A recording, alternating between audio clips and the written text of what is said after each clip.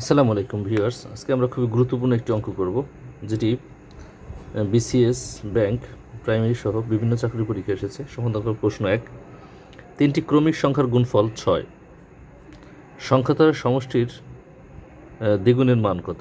আমরা এই 6কে আগে লসাগু করি, 2 দিয়ে ভাগ করা যায় 3, 3কে 1 দিয়ে ভাগ করলে 3 অক্ষে 3। এখন এটাকে আমরা 1 গুণ 2 গুণ 3 লিখতে পারি। এখন দেখাই যাচ্ছে যে 6 হচ্ছে বলা আছে তিনটি ক্রমিক সংখ্যার গুণফল, তিনটা সংখ্যার গুণফল হচ্ছে 6। ডেফিনেটলি সংখ্যা তিনটা হচ্ছে 1, 2 এবং 3। এই তিনটে সংখ্যা 1, 2, 3, এই তিনটে সংখ্যা ক্রমিক আছে, ধারাবাহিক, এবং এদের গুণফলই হচ্ছে 6, বোঝাই যাচ্ছে। তাহলে আমার উত্তর চেয়েছে সংখ্যাদ্বয়ের সমষ্টির দ্বিগুণ, অর্থাৎ এই তিনটে সংখ্যার সমষ্টি করব, তার দ্বিগুণ। তিনটে সংখ্যার সমষ্টি করলে কত হবে? 5 আর 1 6, 6 করলাম, এর দ্বিগুণ, এর 2 দিয়ে গুণ করলে 6 দ্বিগুণ 12, উত্তর হবে 12 ক। সমাধান করব প্রশ্ন 2, কিন্তু আশ্চর্যজনক বিষয় হচ্ছে এই প্রশ্ন 2 32 বিসিএস, 29 বিসিএস, এনএসআই 2017 সালে সহ সহকারী পরিচালক একটি পরীক্ষা এসেছে, অনেকগুলো চাকরির পরীক্ষা এসেছে। 120 হচ্ছে তিনটি ধারাবাহিক সংখ্যার গুণফল। তাহলে 120কে আমরা লসাগু করলে 2 দিয়ে ভাগ করলে 60, 60কে 2 দিয়ে ভাগ করলে 30, 30কে 2 দিয়ে ভাগ করলে 15, 3 দিয়ে ভাগ করলে 15। আমরা এটাকে লিখতে পারি 2 গুণ 2 গুণ 2 গুণ 3 গুণ 5।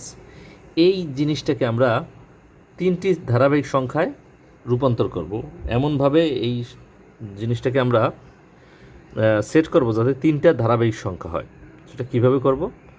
আমরা যদি 2 গুণ 2 করি, 2 গুণ 2 4, আবার এই 3 আর 2 গুণ করি 6, আর 5 তো আছে, তাহলে আমরা কিন্তু দুইটা মিলে গুণ করে 4 লিখলাম, দুইটা মিলে 6 লিখলাম, একটা 5 আছে। তার মানে এই তিনটা কিন্তু ধারাবাহিক সংখ্যা, 4, 5 এবং 6। এই আমাদের এই তিনটা 4, 5 এবং 6, এই তিনটা ধারাবাহিক সংখ্যা, এবং এই তিনটাকে গুণ করলেই 120 হয়। আমরা ধারাবাহিক তিনটি সংখ্যা পেয়ে গেলাম। কিন্তু আমার প্রশ্ন কিন্তু ধারাবাহিক তিনটি সংখ্যা চায় না, এই তিনটি সংখ্যার সমষ্টি চেয়েছে, অর্থাৎ এই 4 যোগ 5 যোগ 6-এর যোগফল কত হয়? এইটার যোগ করলে 15 হয়, উত্তর হবে গ 15। সমাধান করো প্রশ্ন 3, তিনটি ধারাবাহিক সংখ্যার গুণফল 336। আগের অঙ্কের মতোই, শুধু সংখ্যা একটু বড়, আগেরটা ছিল 120, এটা হচ্ছে 336। এটাকে যদি আমরা 2 দিয়ে ভাগ করি তখন 168 পাবো। 168কে 2 দিয়ে ভাগ করলে 84 পাবো। 2 দিয়ে ভাগ করলে 42, 2 দিয়ে ভাগ করলে 21, 3 দিয়ে ভাগ করলে 3 সাথে 21, আর ভাগ করা যাচ্ছে না। এখন এই আমরা পেলাম 2 গুণ 2 গুণন 2 গুণন 3 গুণন 7। এখন এই এই 2 2 2 2 3 7, এগুলোকে তিনটা সংখ্যায় আমাকে ধারাবাহিক সংখ্যায় রূপান্তর করতে হবে। সেটা কিভাবে করব? এখানে যদি আমরা 3 দুগুণ 6 লিখি, এখানে আমার 7 আছে, এবং এখানে 2 গুণন 2 গুণন 2, অর্থাৎ 2 দুগুণ 4, 4 দুগুণ 8, তাহলে আমি 8 পেলাম। অর্থাৎ এখানে এই তিনটার গুণফল পেলাম 8, এই দুইটার গুণফল পেলাম 6 এবং 7, অর্থাৎ 6 7 8। এই 6 7 8 এটা কিন্তু তিনটি ধারাবাহিক সংখ্যা পেয়ে গেলাম, যার গুণফল হচ্ছে 336। কিন্তু আমার প্রশ্ন কিন্তু 6 7 8 এটা বের করতে বলে নাই, এটা তো বের করতেই হবে, এর সাথে এগুলোর সমষ্টি চেয়েছে, অর্থাৎ 6 যোগ 7 যোগ 8 করতে হবে। অর্থাৎ এই তিনটে যোগ করলে আমার হচ্ছে 21, উত্তর হবে 21। এবার আমরা সমাধান করব প্রশ্ন 4। প্রশ্ন 4-এ বলা আছে 4টি ধারাবাহিক সংখ্যা, এতক্ষণ আমরা 3টি ধারাবাহিক সংখ্যা করেছি, এবার 4টি ধারাবাহিক সংখ্যার গুণফল 360। একইভাবে আমাদের করতে হবে।